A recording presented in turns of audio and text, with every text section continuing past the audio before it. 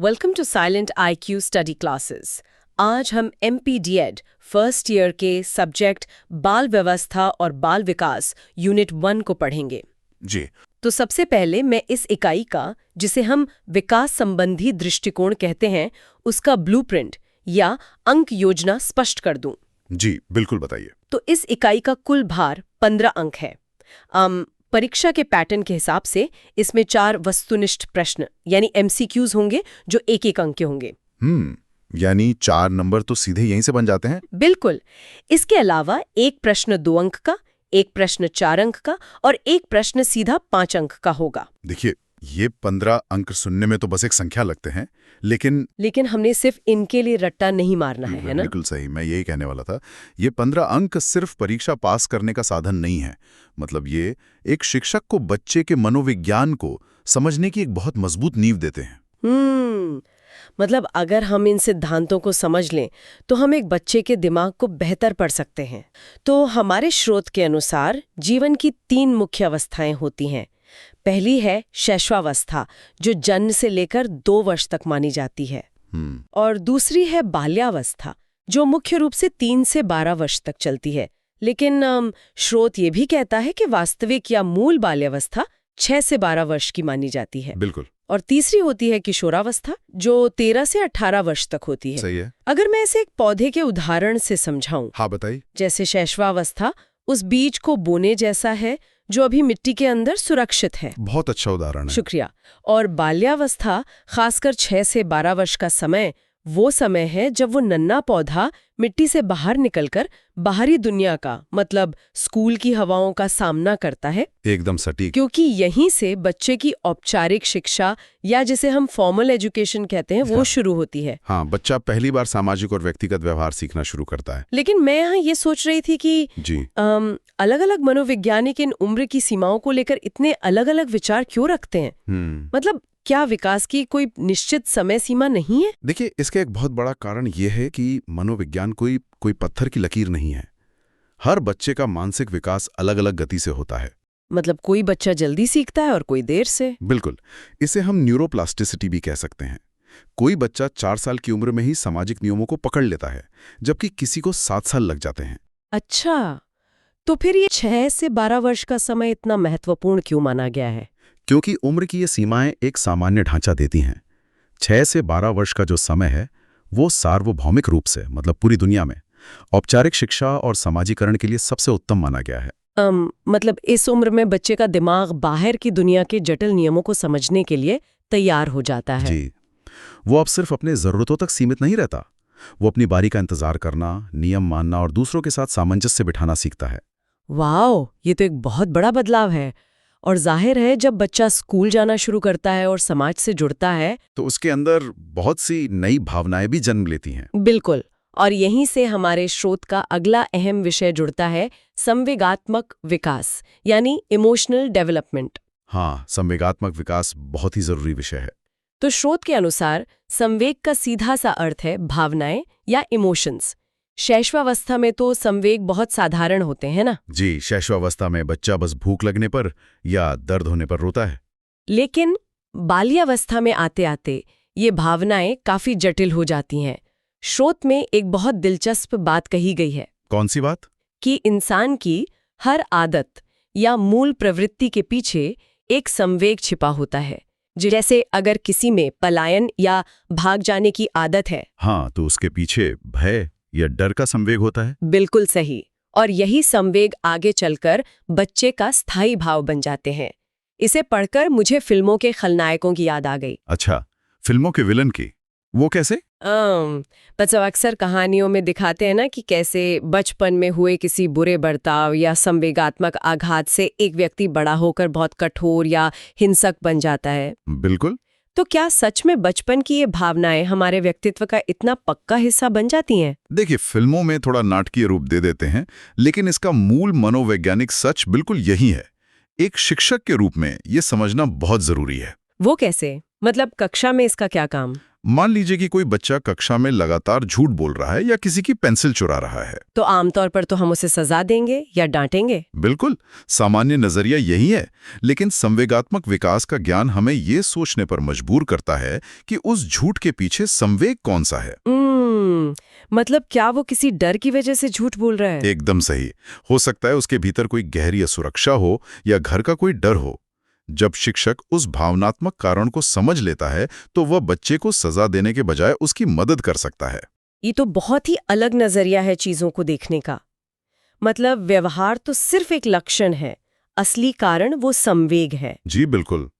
तो भावनाओं को समझने के बाद अब बात आती है बच्चे के दिमाग के विकास की, जिसे हम संज्ञानात्मक विकास या कॉग्निटिव डेवलपमेंट कहते हैं। और इसे समझने के लिए जीन पियाजे से बेहतर कोई नाम नहीं है। हाँ, स्रोत में बताया गया है कि जीन पियाजे ने बच्चों पर, यहाँ तक कि खुद के बच्चों पर भी बहुत गहरा शोध किया। जी, और उन्होंने संज्ञानात्मक विकास की 4 अवस्थाएं दी। बिल्कुल।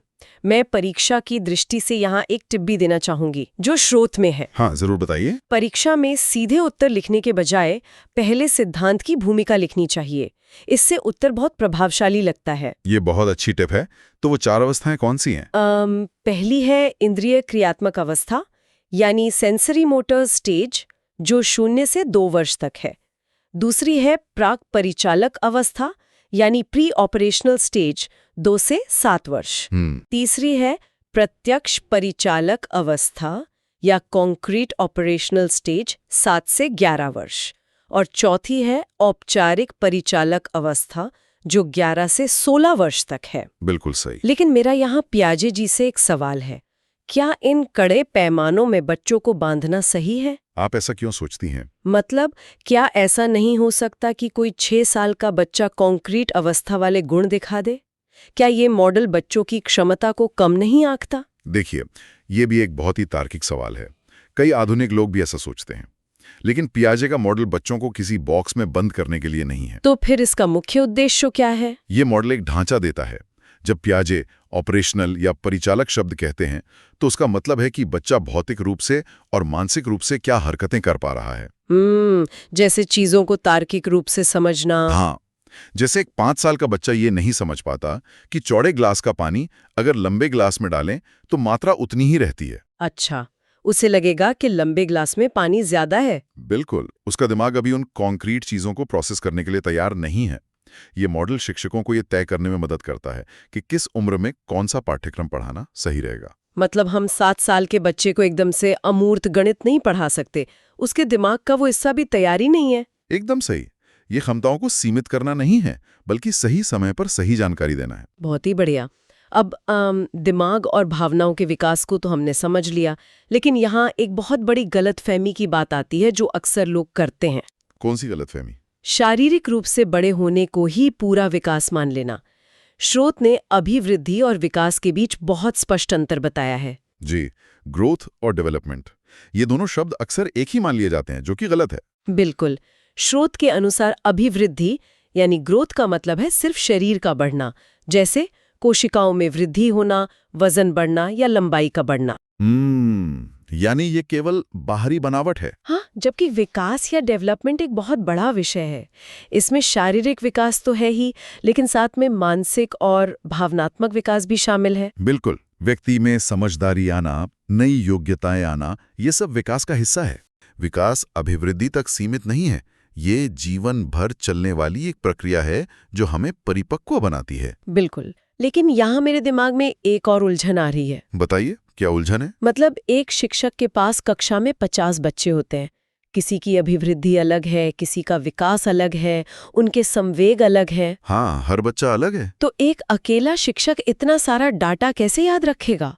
ये तो बहुत ही मुश्किल काम है। इसके लिए शिक्षक के पास एक बहुत बड़ा हथियार होता है, जिसे हम वृत्तांत, अभिलेख या एनेक्डोटल रिकॉर्ड कहते हैं। अच्छा, इसे स्रोत में घटना वृत्त प्रपत्र भी कहा गया है ना? जी, ये शिक्षक द्वारा किसी भी छात्र के व्यवहार, घटनाओं, उसके रहन सहन और स्वभाव का एक संक्षिप्त विवरण या रिकॉर्ड होता है। लेकिन क्या ये शिक्षक का काम बहुत ज्यादा नहीं बढ़ा देता? मतलब इतने सारे बच्चों का रोज रिकॉर्ड रखना, ये संभव कैसे है? देखिए, ये कोई रोज की डायरी नहीं है जिसे लिखना एक बोझ लगे।